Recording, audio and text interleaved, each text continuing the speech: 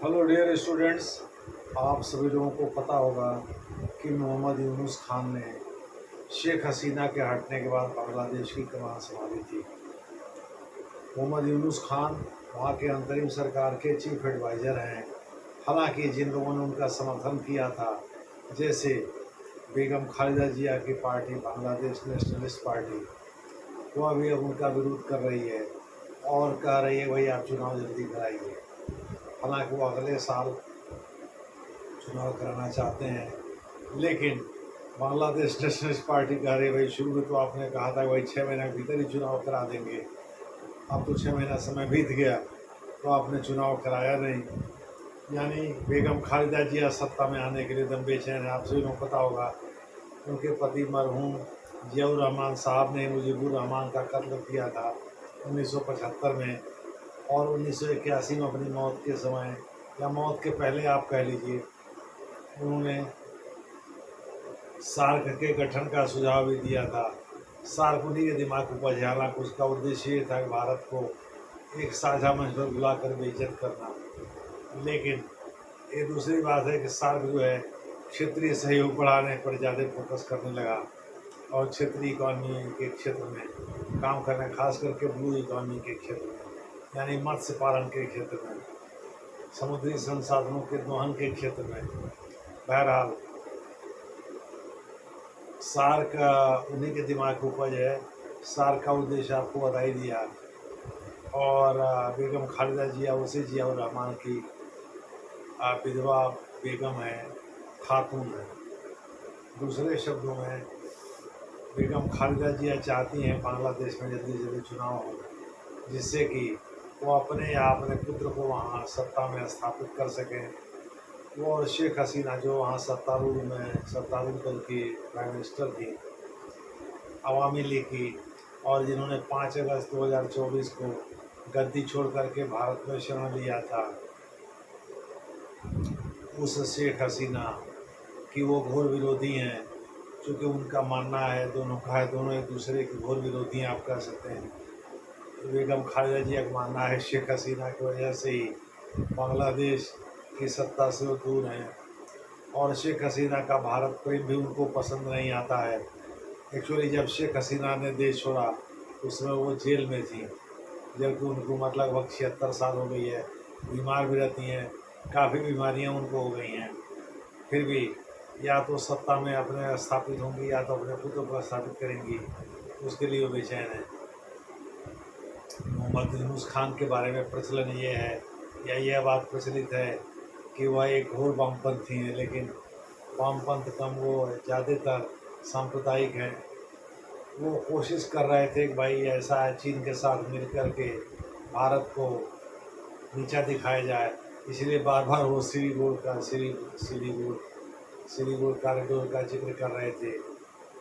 और आपको हम ये बता दें, जिसको चिकन नेक भी कहते हैं, सिलीगुड़ी कॉरिडोर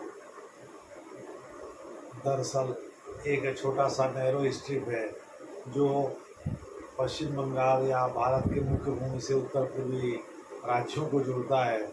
उसी पर उनके गिरद दृष्टि थी। जब वो मार्च में गए हुए थे वहाँ चीन की यात्रा पर, तो उस समय उन्होंने वहाँ जा कर के इसका जिक्र किया था और अपने को यानी बांग्लादेश को खुद का सी का गार्डियन बताते हुए ये कहा था चीन को चाहिए कि वो बांग्लादेश में उपलब्ध जो संसाधन है उनका भरपूर इस्तेमाल करें, खास करके समुद्री संसाधन, और उनका विस्तार करें। उसी दौरान उन्होंने उत्तर पूर्वी भारत का भी जिक्र किया था, और जिक्र करते हुए ये कहा था कि उत्तर पूर्वी भारत तक अगर चीनी अर्थव्यवस्था का विस्तार होता है तो ये नेचुरल होगा, यानी वहाँ की इकॉनमी चीनी इकॉनमी को सूट करेगी। तो उत्तर पूर्व के बारे में उल्टा पलटा बयान वो और उनके सहयोगी देते रहते हैं। उनके एक सहयोगी हैं फजलुर रहमान साहब, मेजर जनरल रहे हैं, रिटायर्ड हैं। वो भी कुछ दिन पहले पाकिस्तान के साथ भारत को उलझने पर ये सुझाव दे दिया था कि अगर पाकिस्तान के साथ भारत उलझता है तो बांग्लादेश को चाहिए कि वो भारत के खिलाफ सैन्य अभियान करके और उसके उत्तर पूर्वी राज्यों को ले लें, इसमें वो चीन की मदद भी लें। दरअसल मोहम्मद यूनुस खान को खाद पानी 2 जगहों से मिल रहा है। एक तो चीन से मिल रहा है, जहाँ कि उन्होंने यात्रा किया था, दूसरे अमेरिका से मिल रहा है। अमेरिका के जो नए राष्ट्रपति डोनाल्ड ट्रंप साहब हैं, उनका मिजाज आदमी, ये पहले कार्यकाल के दौरान तो नरेंद्र मोदी के साथ अपने दोस्ती की पीढ़ियाँ हाँक रहे थे, पीढ़ियाँ बढ़ा रहे थे। लेकिन हाल के दिनों में पता नहीं क्या हो गया कि वो भारत विरोधी बयान देने लगे। जैसे आईफोन के इन्वेस्टमेंट को भारत में लेकर के भारत विरोधी बयान वो देने लगे। यहाँ जो वहाँ इलीगल तरीके से चले गए थे वहाँ अमेरिका में, उनको हथकड़ी और बेड़ी पहना करके भारत को वापस कर दिया। यही नहीं, ऑपरेशन सिंदूर को लेकर के भी कई बार वो अपनी बात से पलट चुके हैं। कभी कहते हैं उनके मेडिएशन से ये हुआ, कभी कहते हैं उन्होंने कोई मेडिएशन नहीं किया, न कोई हस्तक्षेप किया। वो तरह तरह की बातें करते रहते हैं। मोटे तौर पर डोनाल्ड ट्रंप के इस साइकोलॉजी को एनालाइज करने के लिए एक अलग वीडियो बनाना पड़ेगा। लेकिन मेरी समझ में ये आता है कि वो नरेंद्र मोदी से उनके चिढ़ने का दो कारण है। पहला कारण है भारत का आर्थिक विकास, और दूसरा कारण है जयपुराबाद एयर स्टेशन, जहाँ के उनके F-16 विमान स्टेशन किए गए थे, रोके रोके रखे गए थे एंगल में। वह भारत ने मिसाइल हमले में नष्ट कर दिया। भारत के ब्रह्मोस मिसाइल से उनको गहरी चोट पहुंची है। ब्रह्मोस मिसाइल एक्चुअली रूस और भारत का संयुक्त उपक्रम है। तो ब्रह्मोस मिसाइल दाग करके भारत ने जैकुबाबाद एयर स्टेशन को काफ़ी हद तक नुकसान पहुंचाया है। इसमें उनके F-16 विमानों को भी काफ़ी नुकसान पहुंचा है।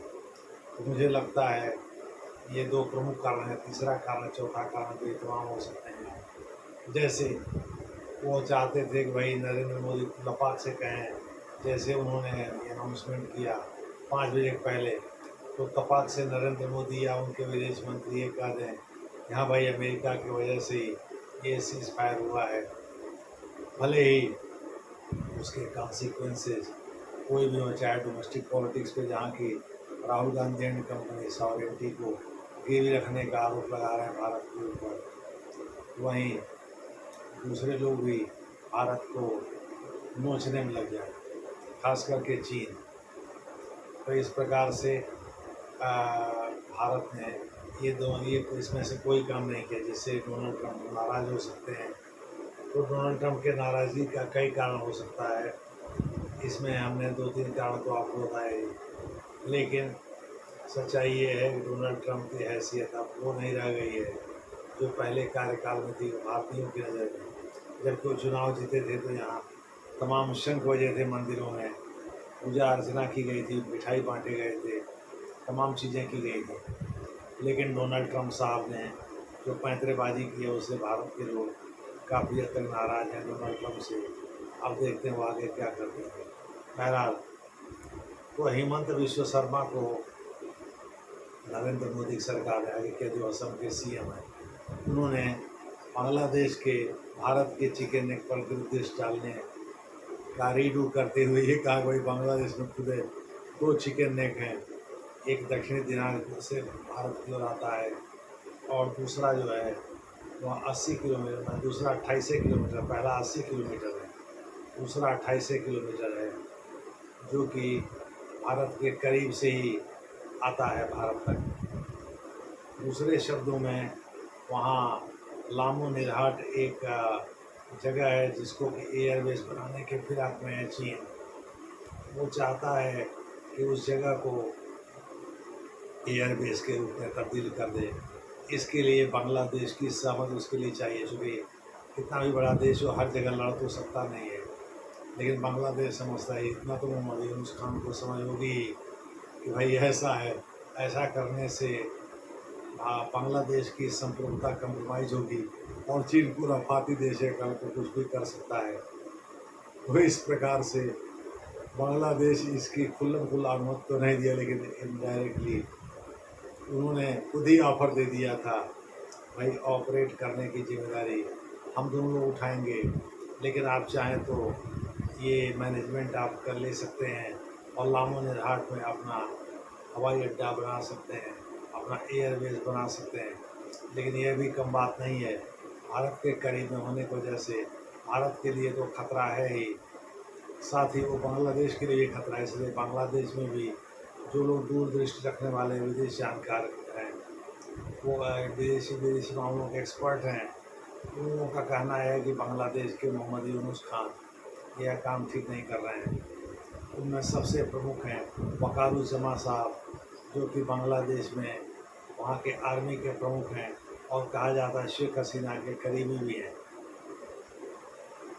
कुछ लोग तो शेख हसीना को वहाँ से हेलीकॉप्टर के जरिए भारत में उतारने की योजना इन्हीं के दिमाग के ऊपर मानते हैं, और वो इसलिए वो कहते हैं भाई वकारुज्जमा साहब शेख हसीना के दूर के रिश्तेदार भी हैं।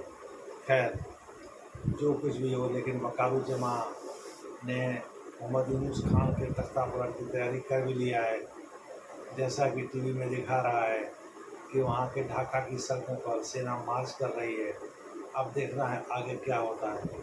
लेकिन ये माया संयोग नहीं है कि हेमंत बिश्व शर्मा, भले वो रीजनल लीडर हैं, भले वो एक राज्य असम राज्य के मुख्यमंत्री हैं, लेकिन बीजेपी के बिना इशारे के वो थोड़े अंतर्राष्ट्रीय मामलों पर बोलेंगे। अंतर्राष्ट्रीय मामलों पर बोलने का मतलब ये है बीजेपी के केंद्रीय नेतृत्व ने कुछ इशारा किया होगा जिससे मोहम्मद यूनुस खान को औकात में रखा जा सके। सुना है कि बहुत जल्द जो है नरेंद्र मोदी जी और अमित शाह सिक्किम की यात्रा पर जाने वाले हुए हैं, जहां से वो एक प्रकार से मोटे तौर पर इन विदेशी शक्तियों खास करके चीन और बांग्लादेश और पाकिस्तान को एक संदेश भी देंगे। इधर म्यांमार भी लगता है, म्यांमार के कारण हो सकता है चीन जो है बांग्लादेश का विरोधी है, चूँकि अमेरिका चाहता है बांग्लादेश के साथ मिलकर के अराकान प्रांत और चीन नेशनल फ्रंट के द्वारा जो मांग की जा रही है चिन एरिया को क्रिश्चियन जहाँ जाते रहते हैं उसको अलग करने की, अलग देश बनाने की, और अराकान जहाँ के रोहिंग्या भी रहते हैं, बौद्ध भी रहते हैं, उसको अलग करने की म्यांमार से, जो कि म्यांमार को भनक लग चुकी है और म्यांमार इसका विरोध भी कर रहा है। तो इस प्रकार से मोहम्मद यूनुस खान को लगता है भाई वो चीन के भी लाडले हैं और अमेरिका के भी लाडले हैं, तो भारत कर क्या लेगा। लेकिन उनको पता नहीं भारत में एक शातिर राजनेता यहाँ का प्रधानमंत्री है और उसका नाम है नरेंद्र मोदी। तो देखना है कि भाई ये चिकन नेक की जो लड़ाई है वो कहाँ तक जाती है। ये बहुत दिलचस्प होगा कि बांग्लादेश में हेमंत बिश्व शर्मा ने ये कह दिया कि वहाँ 2 चिकन नेक ऑलरेडी हैं, जो कि बांग्लादेश को दिखाई नहीं पड़ता है, और भारत को चाहिए कि वो जो इसके करीबी है उसको अपने जो चटगांव वाला एरिया है जो भारत के करीब में है उसको अपने में मिला जाए। चूँकि वो मीरपुर जो चिकन नेक का प्रमुख है, जो छोटा चिकन नेक है उसका एक प्रमुख अड्डा है, जगह है, इसीलिए हेमंत बिश्व शर्मा को आगे किया गया है। तो 80 किलोमीटर और 28 किलोमीटर के अपने लंबे चिकन नेक पर बांग्लादेश को विचार करना चाहिए। लामू निरहाट की दूरी भी बताया जा रहा है भारतीय सीमा से 15 किलोमीटर मात्र है, ज़्यादा दूर नहीं है। तो इस प्रकार से चीन अपना कोशिश कर रहा था कि भाई बांग्लादेश के अगर अंतरिम सरकार के मुखिया प्रोफेसर मोहम्मद यूनुस खान जो वहाँ के चीफ एडवाइज़र हैं, अगर वो समझ दें तो चीन भारत के खिलाफ ऑपरेशन कर सकता है। लेकिन उसको ये भी पता है कि भाई चीनी मिसाइल या चीनी जो सैनिक उपकरण हैं वो पाकिस्तान में काम नहीं किए, कहीं ऐसा तो नहीं भारत के पास कुछ और अस्त्र शस्त्र है और वो उसे निकाल दे। तो ऐसे मामले में चीन क्या करेगा। मगर उसको ये अहंकार है भाई हम रूस को अब समझा लेंगे, अपने को दिला लेंगे, तो भारत अकेला पड़ जाएगा। अरे भाई चीन के भारत के साथ, भारत के विरुद्ध ऑपरेशन करने के मामले में पश्चिमी देश भी भारत के साथ आ सकते हैं, इजराइल भारत के साथ आ सकता है। अगर ये मान लीजिए रूस थोड़ी देर के लिए खामोश रह जाता है तो भी तो देखना होगा इस चिकन नेक की लड़ाई में भारत जीतता है बांग्लादेश जीतता है। वैसे उम्मीद यही की जा सकती है कि बांग्लादेश हारेगा और भारत जीतेगा और फिर बांग्लादेश को अकलाएगी। इसके पहले बांग्लादेश जीतेगा, देखिए वहाँ तख्ता पलट होता है कि नहीं। धन्यवाद।